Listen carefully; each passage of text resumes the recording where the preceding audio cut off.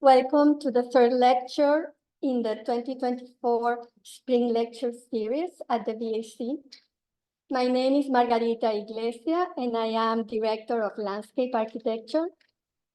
It's a great pleasure for me to introduce tonight three of our brilliant faculty members, Adam Molinski, Yufan Gao, and Alexandre Champagne, who will talk about their individual perspectives and approach to landscape architecture. Adam, Yufan, and Alexander come from different backgrounds in film, textiles, and finance. Yet, they share a common interest in developing ideas for the future of the profession that they would like to talk about tonight. Adam will present first, followed by Yufan and then Alexander. There will be time for questions and answers at the end of the lecture, so please hold your questions until the last presentation is over. Thank you. Please join me in welcoming Adam to the podium.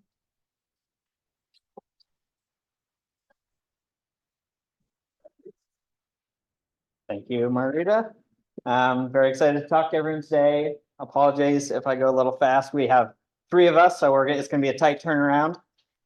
My talk today is called Landscape as Infrastructure as Experience. Oh.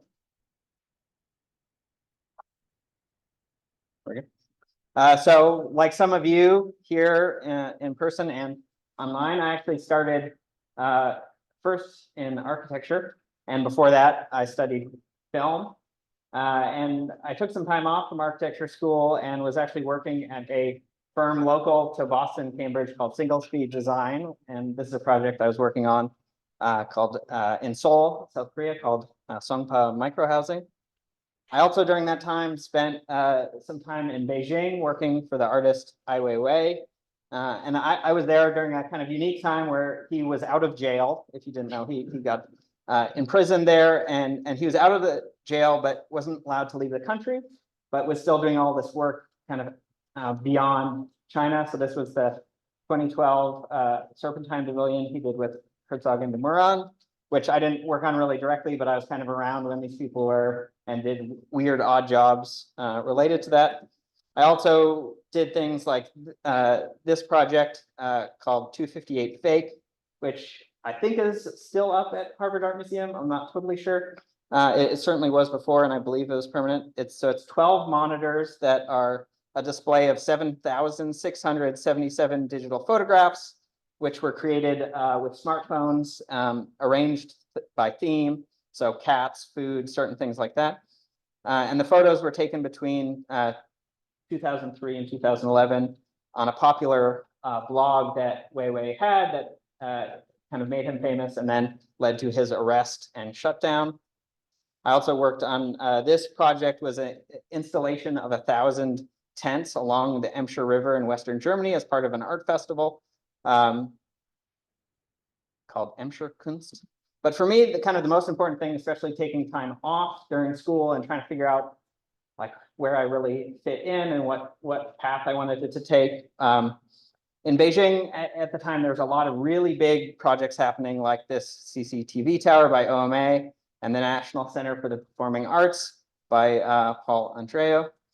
And so I was exploring these kind of new flashy big projects. And then also I bought a bicycle similar kind of to what you can see there and spent many hours biking all across Beijing, exploring these places like these traditional hutongs and large parks and kind of these weird intermediary infrastructural landscapes.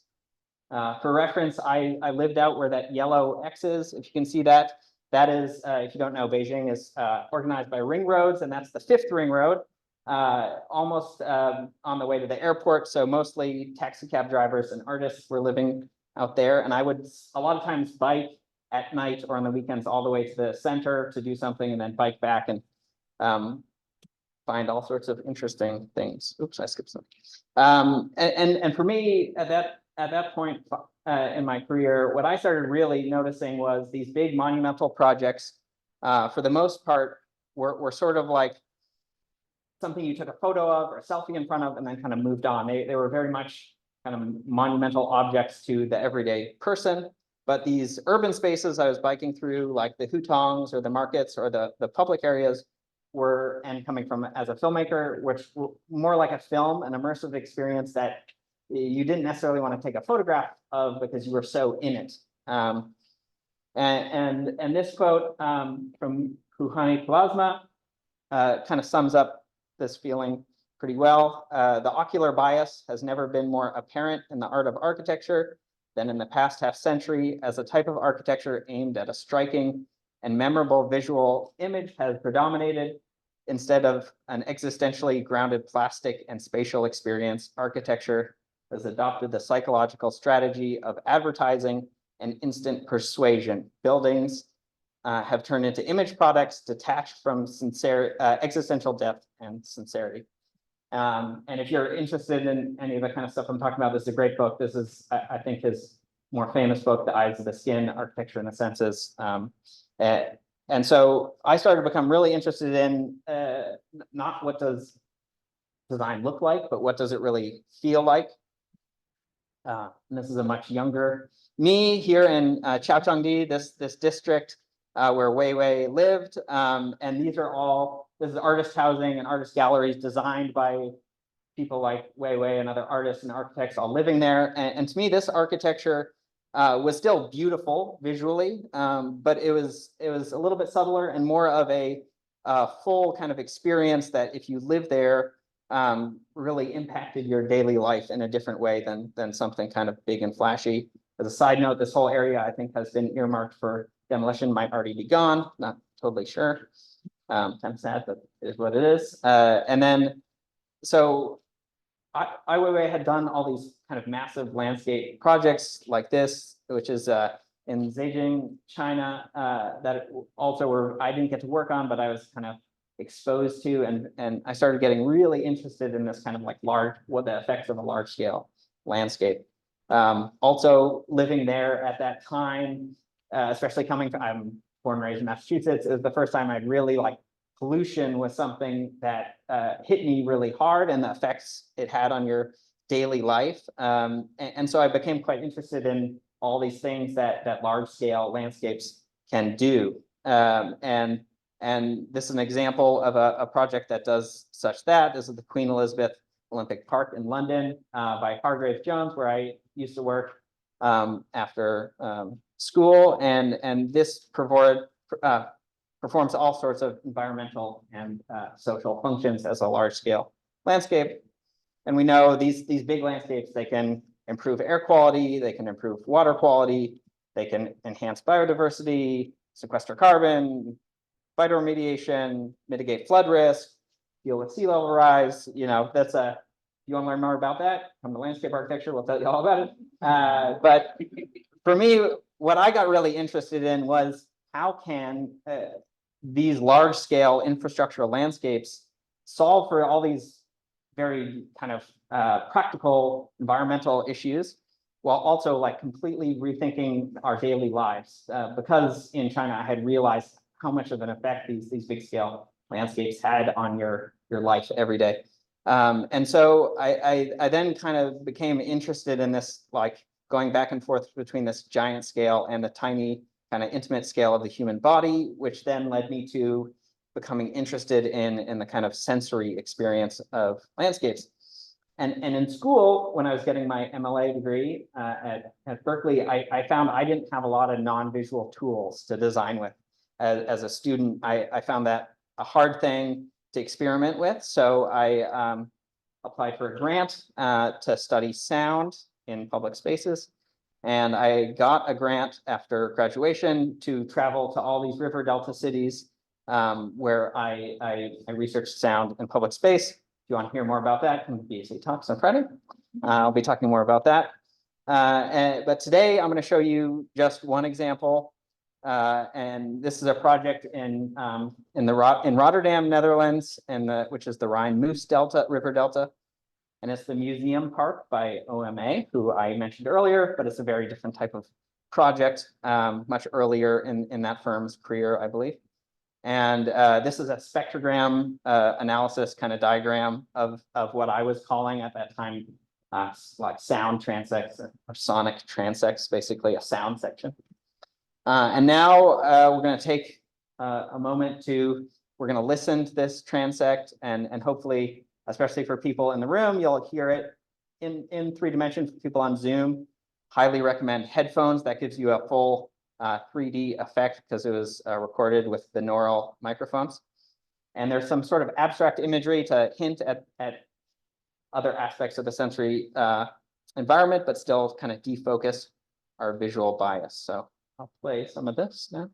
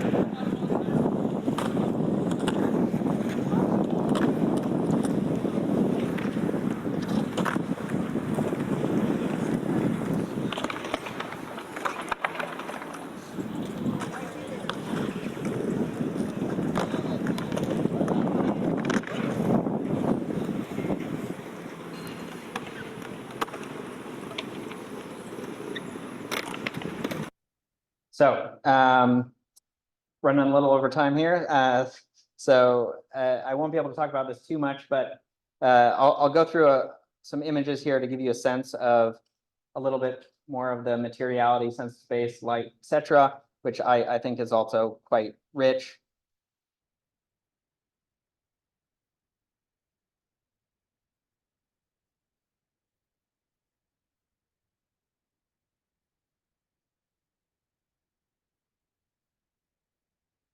And I think without going too much detail about the project, for me, I don't think OMA necessarily, set out to focus on the soundscape or some, sensory experience. But I think because they designed the spaces so clearly around the human body and the bodily experience and emotion, it therefore became a very rich multisensory experience. And this is an early concept sketch, which I think is quite nice and quite important, because I think it shows from the beginning a focus on experience of space rather than form.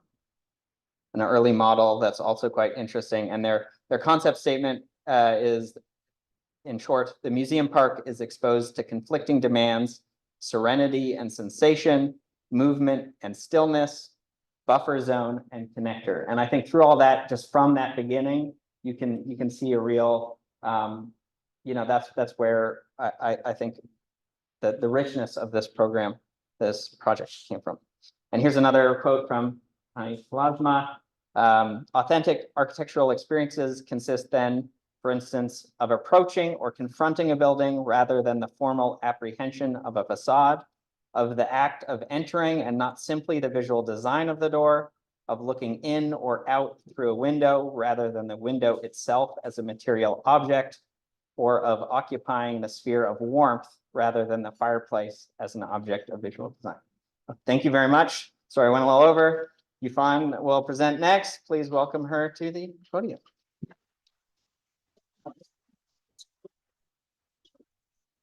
It's a wonderful presentation, Adam. Thank you. And thank you everyone for being here. And thank you, Karen, for inviting three of us to present our approach and perspective on landscape architecture. So the title of my talk is Journey of Rediscovery.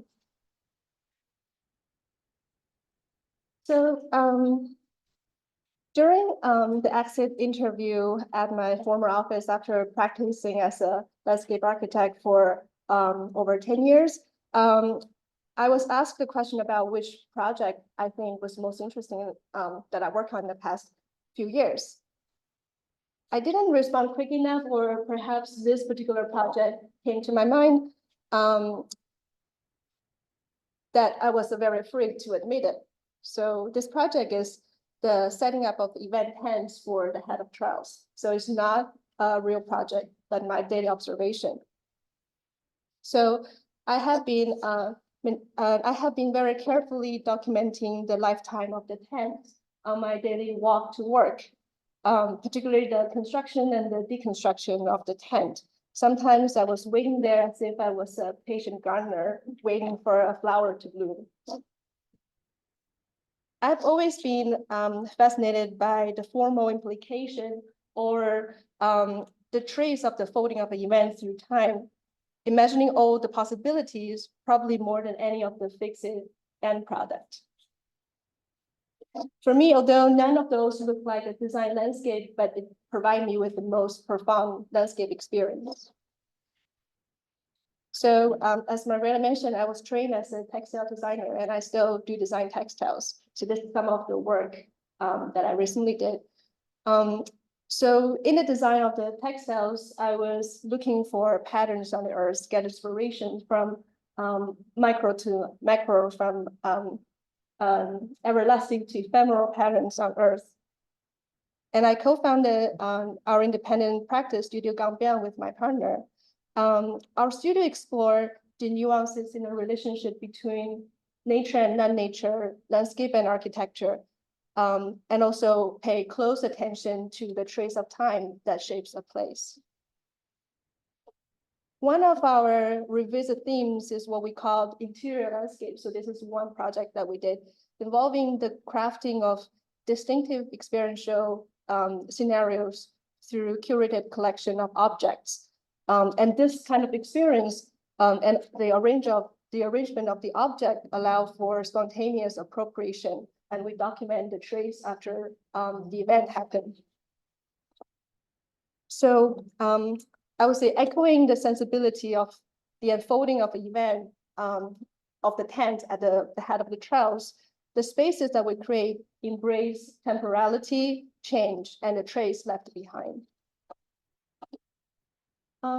So I will show a short video shortly. Sometimes the pattern that we design are observed, but sometimes those are generated. So this is a kinetics installation sculpture work that I did at the School of Art in Chicago when I was a visiting artist there. So I created this kinetic sculpture and then printed the patterns from this sculpture work.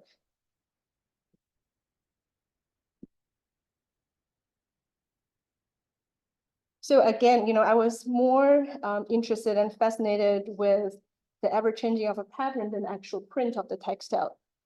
time naturally creates changing pattern in the landscape, although not all can be discerned by humans within our understanding of time.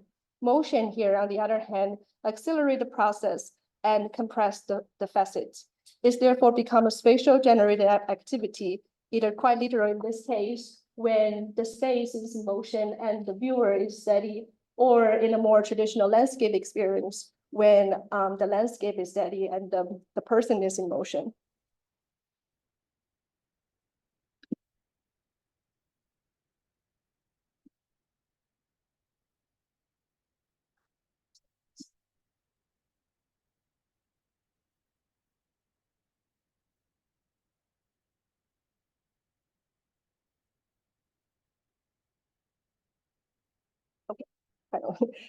So through change and motion, the landscape produce meanings. And I'm asking myself, what's in our toolkit to document and conceptualize these changes? So naturally, I turn to film, and as Madam, we definitely share the same interest.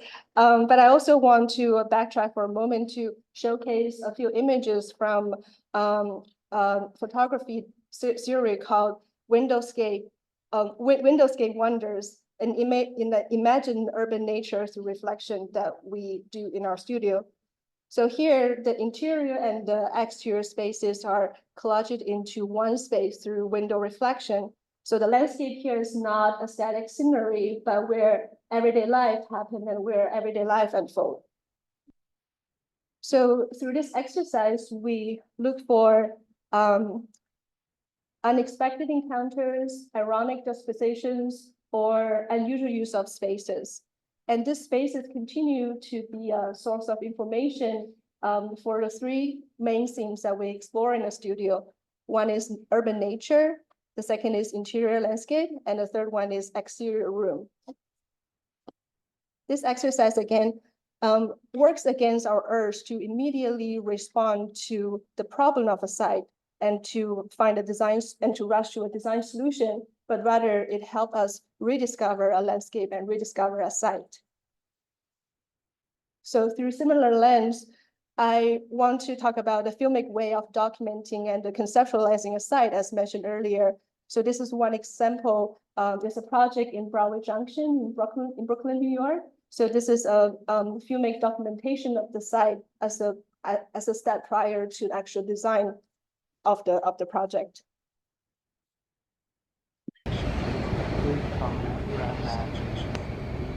It's so beautiful, so peaceful, so relaxing. You feel so warm. So I'll pause there for a second. So a short film was created by positioning. So it was created by positioning the camera in front of a see-through mirror. So by changing the relationship of the camera and the mirror by at various distance and various angle, the see-through mirror is an analog device that continuously merge the viewer and the happening, serving as a conceptual and a technical driver for the design project. Beautiful sounds, beautiful romance. I have a story about the sound, but I won't talk about it today. The patterns of the water and the flowing of the stream. It's peaceful, it's beautiful. Rest, makes you feel wonderful. Watch the feel so wonderful. Feel the warmth of the sun. It's a feeling of happiness. So the proposal aimed to transform the uncanny infrastructure into impressive urban nature. So the more time you spend looking at things, the more they reveal themselves in unexpected ways. Sometimes very minimal insertions here are required, just enough to alter our perception of the landscape.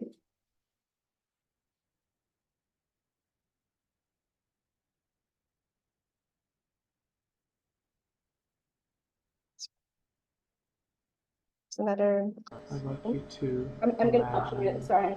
the So green the moving image tree, invite lush, viewers to beautifulness, so many immerse in it flowers, rather than and maintain rolling at hills. distant gaze. So in here, the viewer through the reflection is being immersed to the space that actually happened.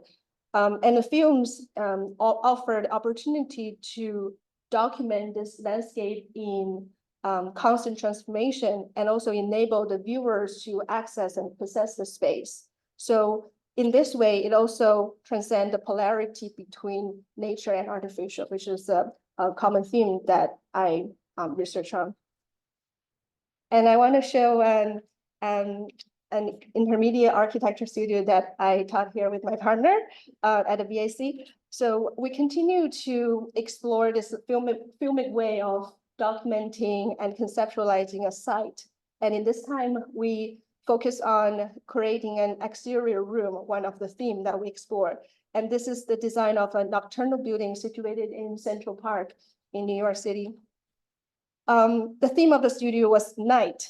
It was the period of time between dusk and dawn when our perception of landscape and architecture transform as it fade into abstraction. Darkness provides a blank canvas where natural and built environment can merge and be transcended.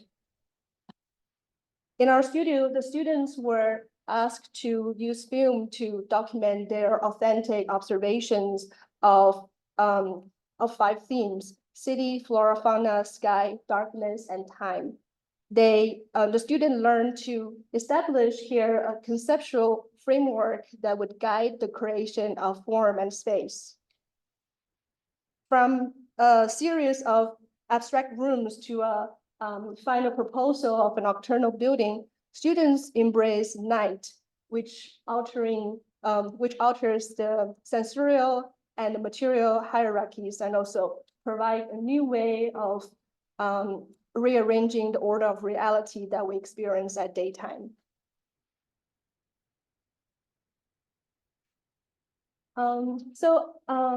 Our conception of the landscape, what we consider as beautiful, sublime, or grotesque, and what we might imagine for its future are largely shaped by the accumulation of our lifetime's experience.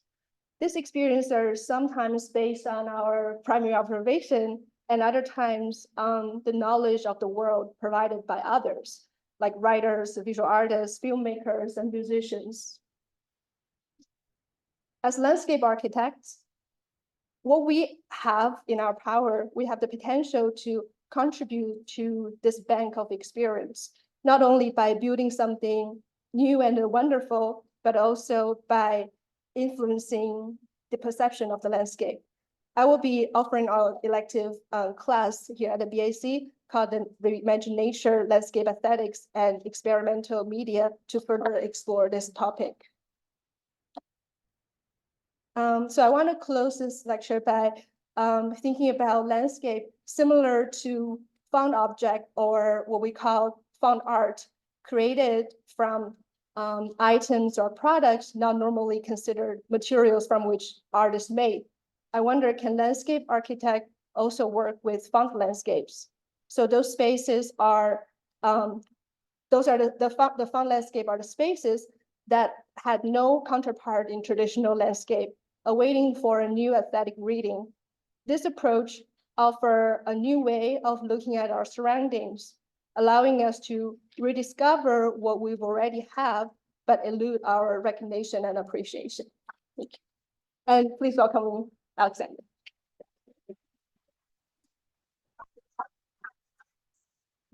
Let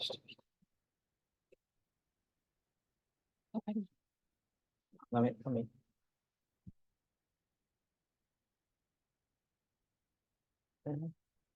Duplicate, right? Oh, sorry. Yeah. The mirror. We have to reshare because we're good. I think so.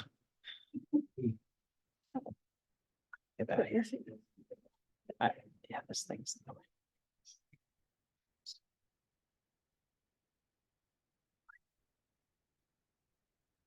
Oh, review. There's a button right here that this thing won't. Oh, there we go. I did it. Persevered. All right.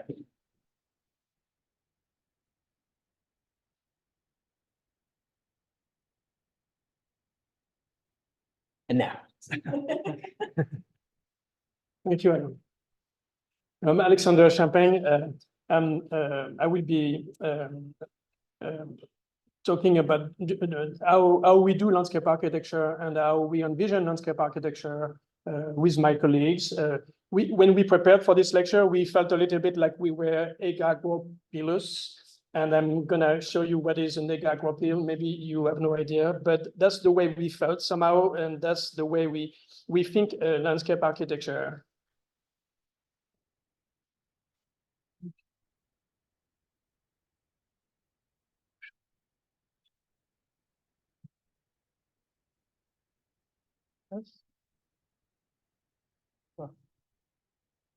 Yes, like this. I don't know.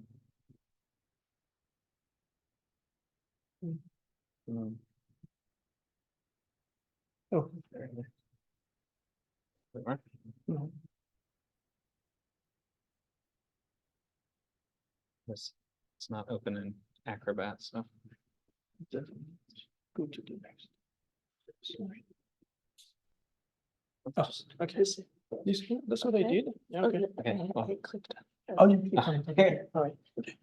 Thank you. Sorry about that. So this is an egagropil. So that's I don't know if you've seen some of them. Sometimes if you walk on the beach, that's you see this amalgam of algaes, and so it's a very dense ball. And I think that's a perfect way to describe landscape architecture. It's a very dense ball with a lot of things that are put together. And from the outside, it looks like very homogeneous, but actually inside it's made of different all sorts of elements and components. And it's also a long process. That's also the idea. It's that before you get this kind of ball, the waves, are actually having to move those components together, and in order to at some point make this kind of ball. So it's a very long process. And landscape architecture, I feel is a little bit like this.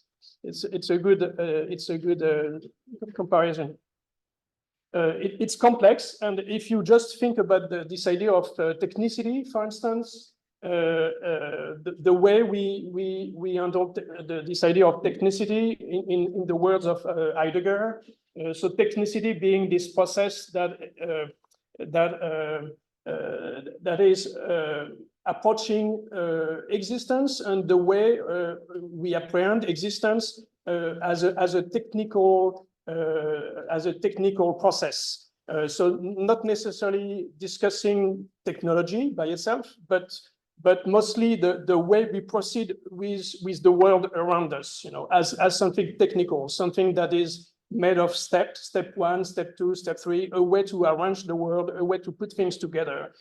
So when we think about this idea of technicity by Heidegger, and that's something we take into consideration in landscape architecture, because landscape architecture, for instance, looks at existence. How do we live together? How do we have an existence? How do we unfold an existence? What we are, that sort of questions, So that becomes very philosophical. But just looking at this question of technicity, there is a multiplicity of authors, many authors in these constellations. We all develop constellations regarding different questions that are related to landscape architecture. This is one of them. As you can see, it's complex. Heidegger, Hannah Arendt, talking about modernity as the industrial world making the human being suffocating. Alain Buteau describing the world being mathematized, and I come from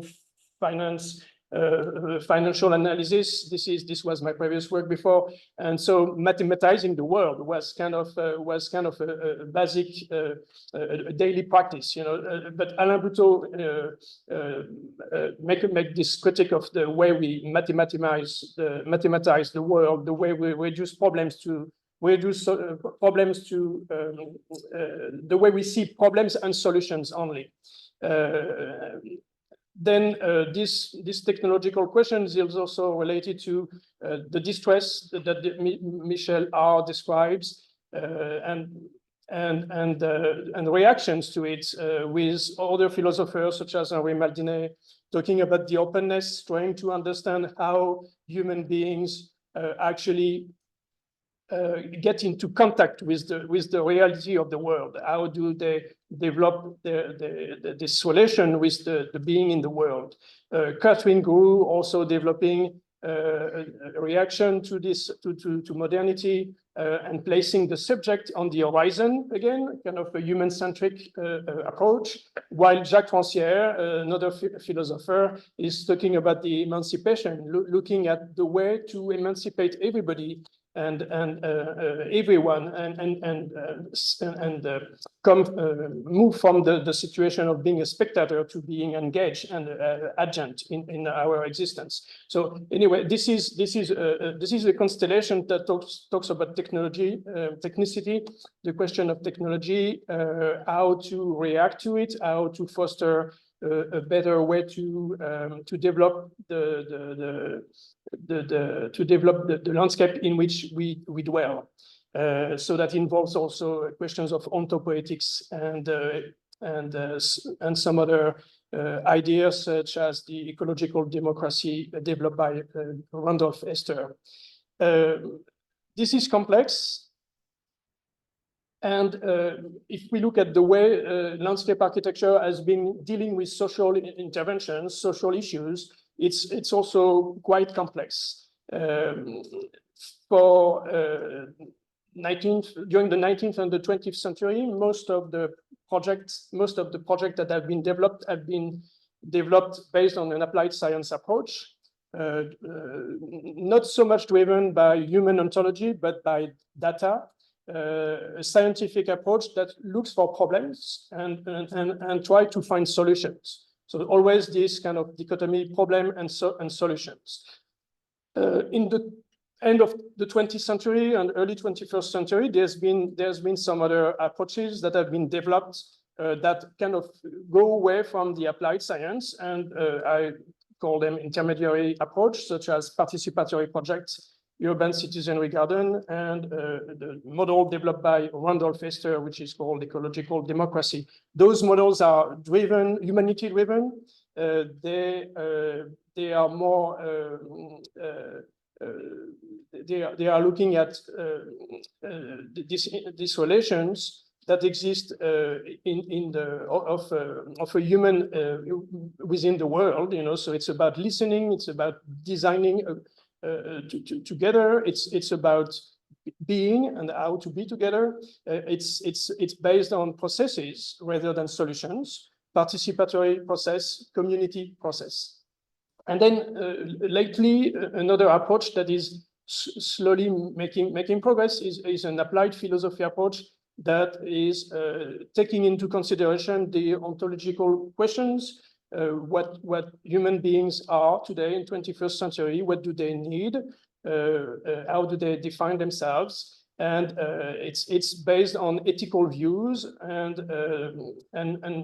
questions of justice. It's about strategies rather than processes or solutions, about new habitat strategy and also new relations in regards to human-human relations or human and environment relations. So things are far more complex than they were at the time of Pliny the Younger. You know, Pliny the Younger had this villa existence that was about this strong relationship with the geographic dimensions. You know, the geographic dimensions were carnal, voluptuous, and magnetic, and Pliny the Younger found his way to bury himself within this landscape. He found the way to be kind of surrounded and enveloped, wrapped into the landscape. He found his way to be familiarized with it and to be acting on a daily basis with the landscape. So in this situation, it's a multi-scholar interaction.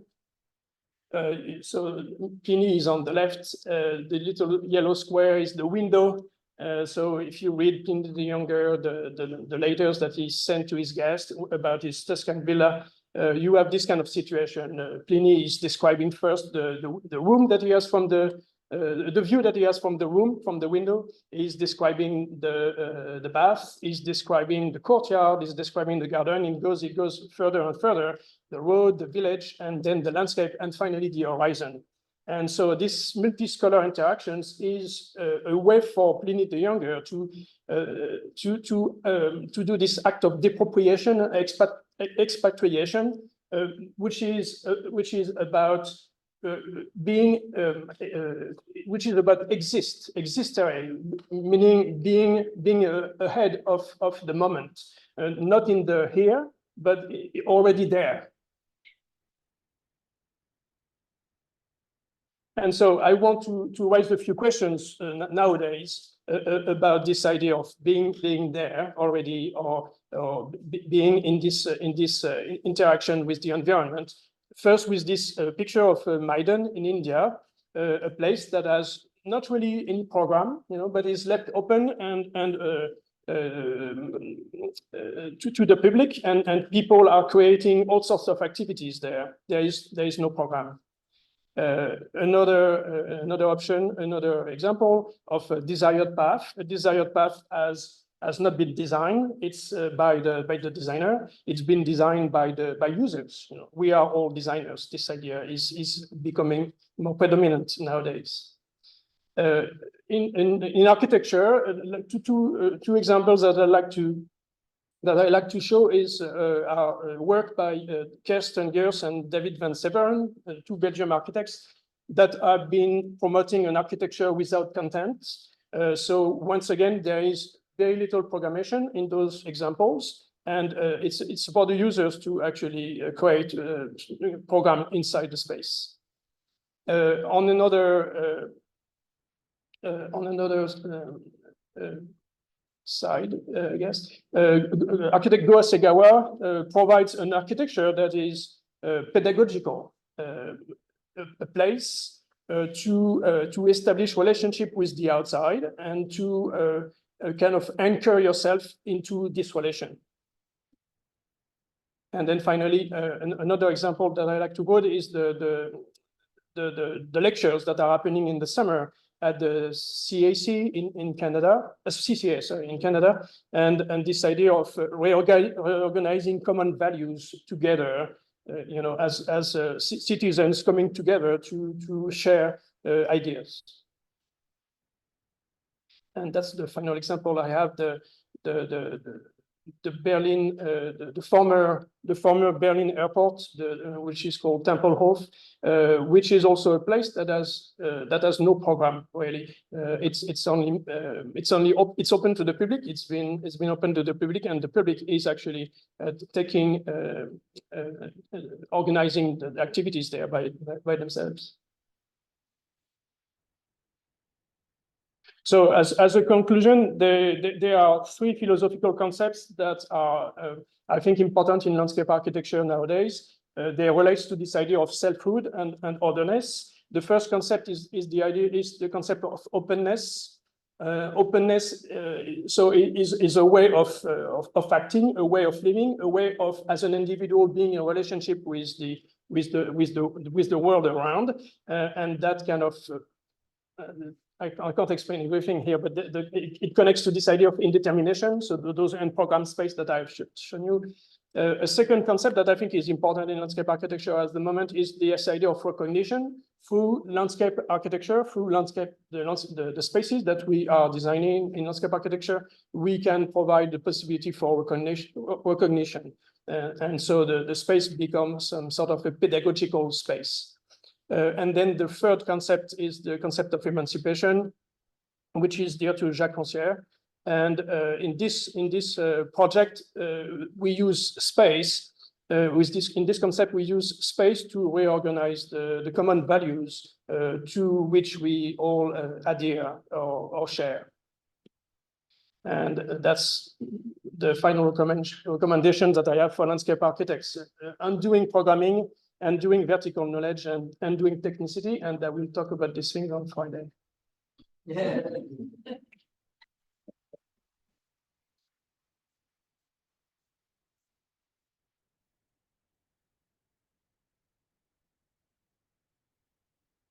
Thank you very much. And with this, we open the field for questions. There is a microphone in the middle of the room. Please feel free to go to the microphone and ask your question or make a comment.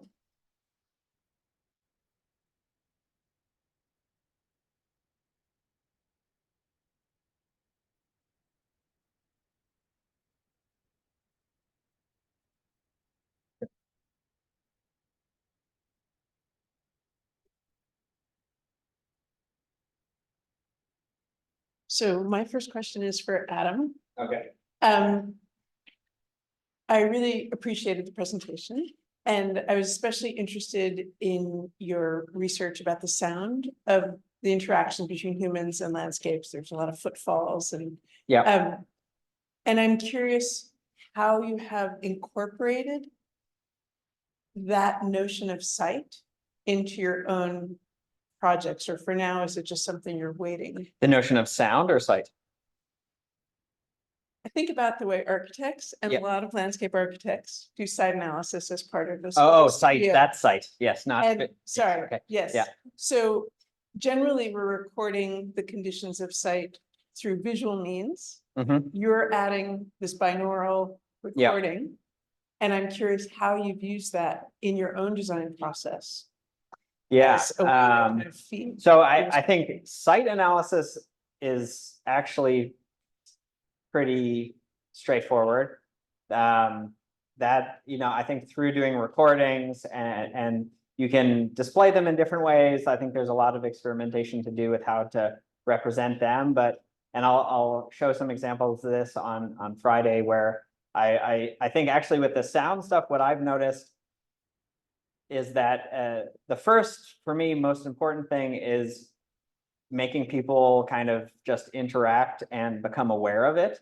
And so much more of existing conditions. So site analysis, it's fairly easy. If you're listening on headphones, you get the three-dimensional aspect, and there's a variety of ways that I have experimented with how people can interact with that without getting visually focused. And there's some future stuff to come hopefully soon. So I think that's actually straightforward. The thing that's, I think, harder is the projection, right? So I can visually analyze a site, and then I know how pretty quickly to visually project a different reality. Doing so in a non-visual way is quite difficult. And so for now, I think for me, and that actually what that project, that grant I did was almost building like a library that I could, in theory, mix sounds from, or at very least say, this is what this scale space sounds like. This is what this kind of materiality, like this sort of things. So I think that's the real challenge for me, is the projection into the future. And that's maybe where it becomes maybe more like the filmmaking, where it's about mixing and things like that. But I think a lot of the stuff that really impacts the sonic, specifically sonic environment, are really large scale kind of urban design decisions. And I think that's much more the lessons, and again, I'll get into the specifics on Friday, but the lessons are actually sort of what we already know about urban design. But I think it's a new tool for communicating what the real repercussions of these decisions are to politicians and the public. So I think it's very much about getting people to listen to spaces. I also think in public projects, probably a good idea for people to stop talking and listen for a little bit. That's also helpful. So yeah, I think that's my answer. Before you go, you keep mentioning Friday. Could you say? Yes. when? So Friday, we will all be presenting again at BAC Talks. We're going at 2:15, but it's a whole day, and everyone should join the whole day. And definitely ours. There will be, I will say, if you join, you'll see some familiar stuff, but there's a whole new layer to get into. So yes, I hope everyone joins it. I'm very excited. Thank you for clarifying. Thanks. Yes. Okay, I have a question from the chat for Peter Thompson for Alexander. He asked, to what degree do you see these philosophical approaches to be specific to landscape architecture? Oh. Well, I don't think it's specific to landscape architecture. I don't think it's specific to landscape architecture. It's also it's about like it could work also in architecture. It's actually it's part of any design process. I mean, it can be part of any design process. Would you say that's equally true for choreography, or it's really in the built environment that you're? Yeah, I mean, you mean dance choreography? Yeah, Yeah, probably. Yeah, exactly. Yeah. okay, so I think Peter got his answer. Richard Reed? Please. First of all, thank you very much. I think that this talk came in the perfect time in the semester. And I guess I'm trying to put them all together, and it's something about ways of understanding.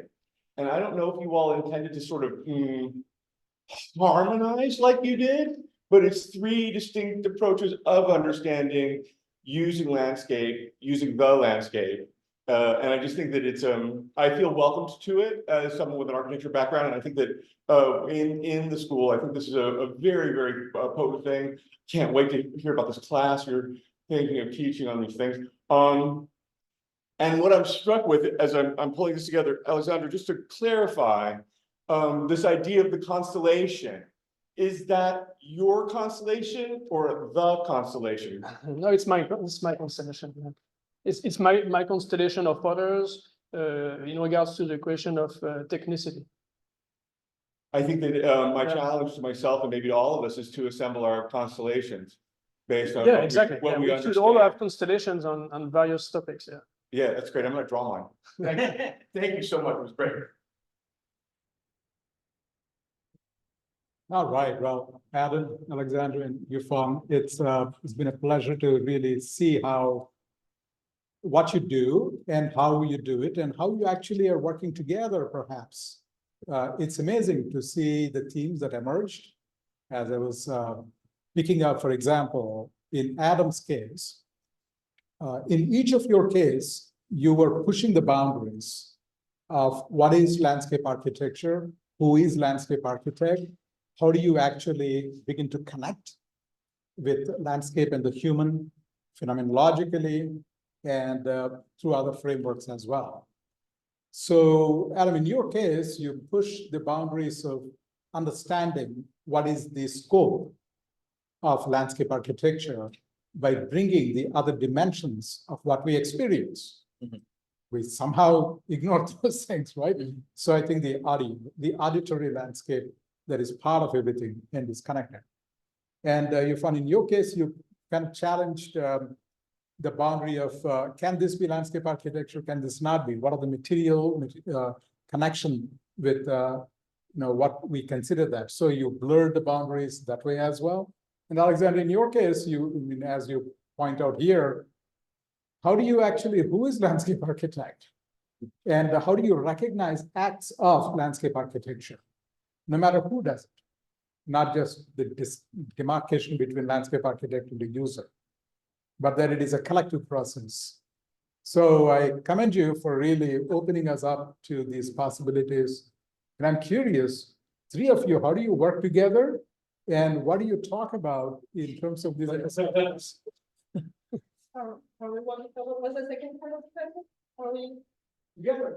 Yes, absolutely. Yes. So we work together. We work together wonderfully. So Adam and I are actually doing an artist residency program at Von Auburn Cemetery.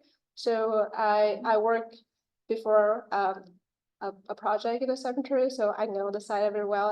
I'm very interested in inserting minimal devices in the landscape to change our perception of the landscape. So we're going to do a sensory walk in the cemetery with devices to change our perception and recording the sound and other senses.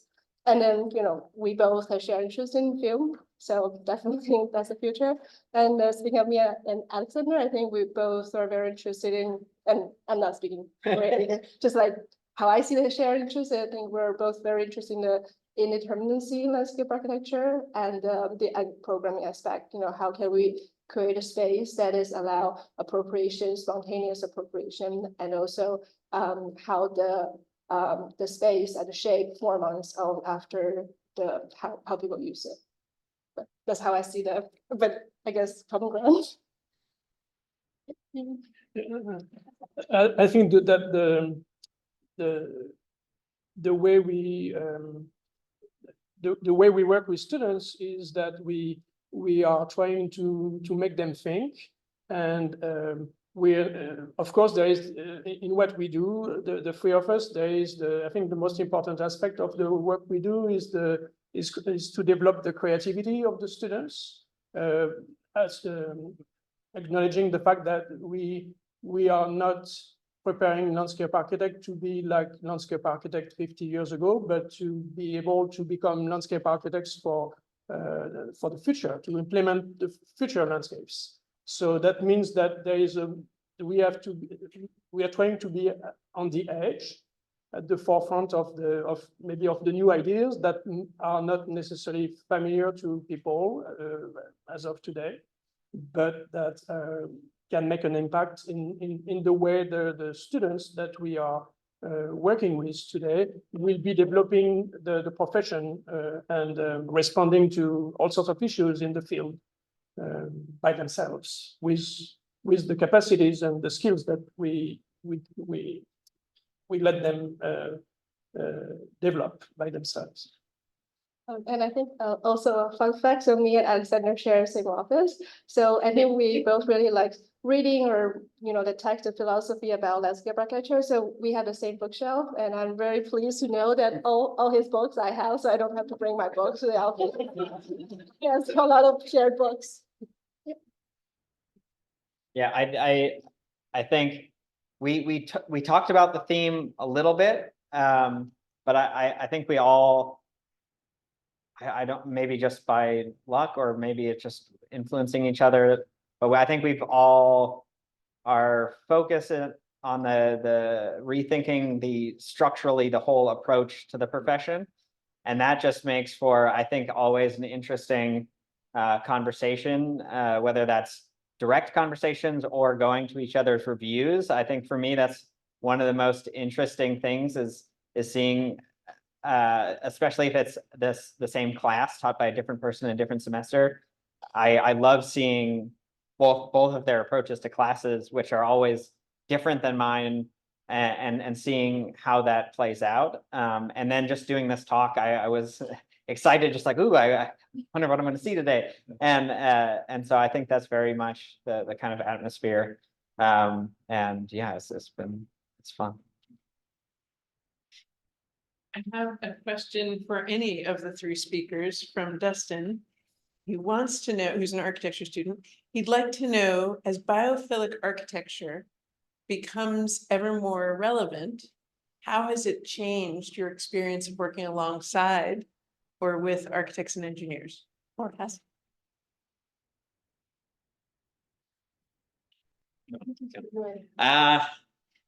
Yeah, I think, well, I guess in practice, honestly, the reality is mostly about, and I think one of the fundamental differences once you are trained as a landscape architect is really understanding constraints of living things, and that you can dream up all sorts of things, but I think even saying building a living, like building a landscape, is almost the wrong verb. When you you can't build soil, for instance, right? Living things are, and that's a whole nother, I think, topic about fundamentally how construction and those processes work. I think we have to rethink kind of all that. So I think there's a lot of interest in practice from the adjacent fields. And then I personally, in my experience, and feel free to add your own in, it's been a lot more about education of what is possible. A common one being, no, you need a lot more soil than that to grow that. But I think more fundamentally understanding that dealing with a living system is completely different than a mechanical or structural system, and that it requires kind of a different way of thinking.